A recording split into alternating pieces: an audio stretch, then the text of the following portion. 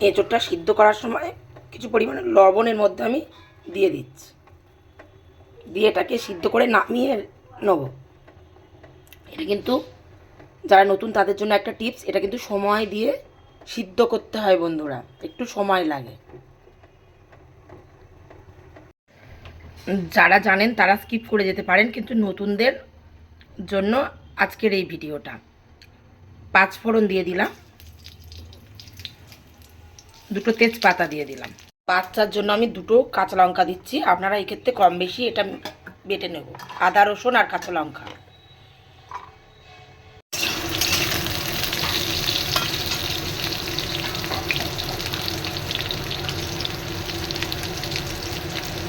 আলুটা একটু ভাজা ভাজা হয়ে এসেছে দেখুন। এবার আমি দিয়ে দেবো পেঁয়াজ। পেঁয়াজের পরিমাণটা কিন্তু একটু বেশি দিয়েছি, বড় সাইজের একটা পেঁয়াজ দিয়েছি। পরিমাণ মতো হলুদ গুঁড়ো দিয়ে দিচ্ছি, ছোটো চামচের 2 চামচ মতো, একদম ছোট্ট চামচ দেবো।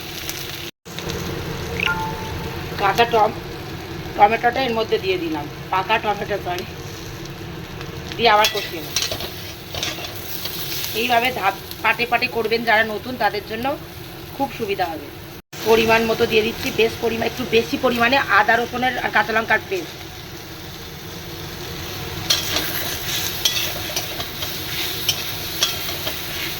আবার এখানে 5-7 মিনিট মতো কষিয়ে নেব।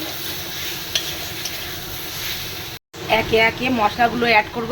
যে সময় মশলাটা জ্বলে যাবে কম করে সামান্য জল ছড়া দিয়েছি দেখুন।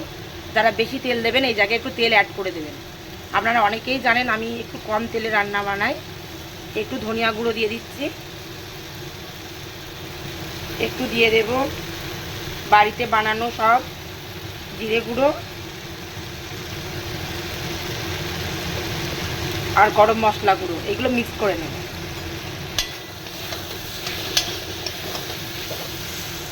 আপনাদেরকে দেখিয়েছি যে এঁচোড়টা আমি সিদ্ধ বসিয়েছি, ওতে সিদ্ধ হয়নি বলে আমি প্রেশার কুকারে 2টো সিটি মেরে নিয়েছি বন্ধুরা। যারা নতুন তাদের ক্ষেত্রে এই ছোট্ট টিপসটা কচি এঁচোড়ের ক্ষেত্রে এটা করবেন, তাহলে কী হবে, রান্নাটা অনেক বেশি সোজা সরল হয়ে যাবে আপনাদের কাছে।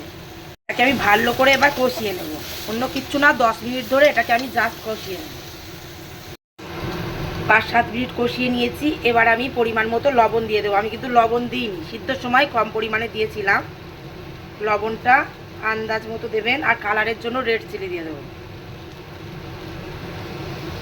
দিয়ে আবারও আমি 5-7 মিনিট, কিন্তু এই কষানোটা বন্ধুরা একটু ধৈর্য ধরে কষাবে। এই সময় আমি একটু সর্ষের তেল অ্যাড করে দেবো, যেহেতু এঁচোড় তাই একটু সর্ষের তেলটা বেশি দিলে কী হবে, টেস্টটা অনেক বেশি আসবে। আর চেষ্টা করবেন এটা সর্ষের তেলে এই রান্নাটা বানানোর, দারুণ টেস্ট হয়। এটাকে আরও 5-7 মিনিট কষিয়ে নেব। এবার আমি গরম জল, অবশ্যই কিন্তু এই জায়গায় গরম জল অ্যাড করব। গরম জল দিয়েছি বলে কিন্তু সঙ্গে সঙ্গে দেখুন ফুটতে শুরু করে দিয়েছে। এবার আমি এটাকে ঢেকে রান্না করে নেব 10 মিনিটের মতো, যেহেতু আমার কিন্তু আলুটা কিন্তু কাঁচা আছে, সিদ্ধ করিনি। সেখান থেকে 10-15 মিনিট আমি এটাকে রান্না করে নেব ঢেকে দিয়ে, এটাকে ঢেকে রাখবো। একদম এটাকে আমি ঢেকে দিলাম, আঁচটাকে একদম লো করে 10-15 মিনিট আমি রেখে দেবো। 15 মিনিট পরে খুলে দেখাচ্ছি, দেখুন লো আছে একদম। আমি সিদ্ধ বসিয়ে দিয়েছিলাম যাতে সিদ্ধটা হয়ে থাকে, আর লবণ হলুদ দিয়ে চিংড়ি মাছটা ভেজে নিয়েছিলাম। চিংড়ি মাছটা আমি এখন অ্যাড করে দিচ্ছি।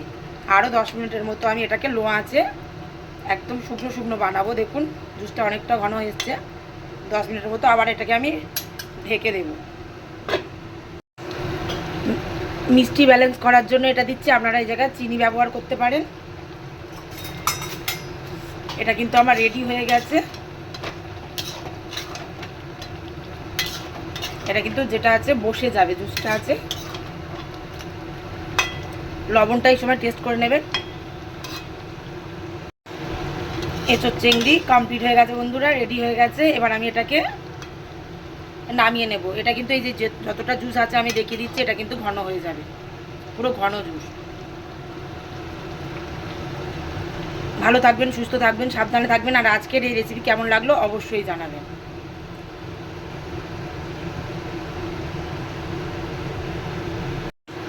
এঁচোড় চিংড়ি রেডি হয়ে গেছে, দেখুন কি সুন্দর কালার এসছে, আর খেতে ওরকম সুস্বাদু টেস্টি রেসিপি। নতুনদের জন্য আজকের এই রেসিপি।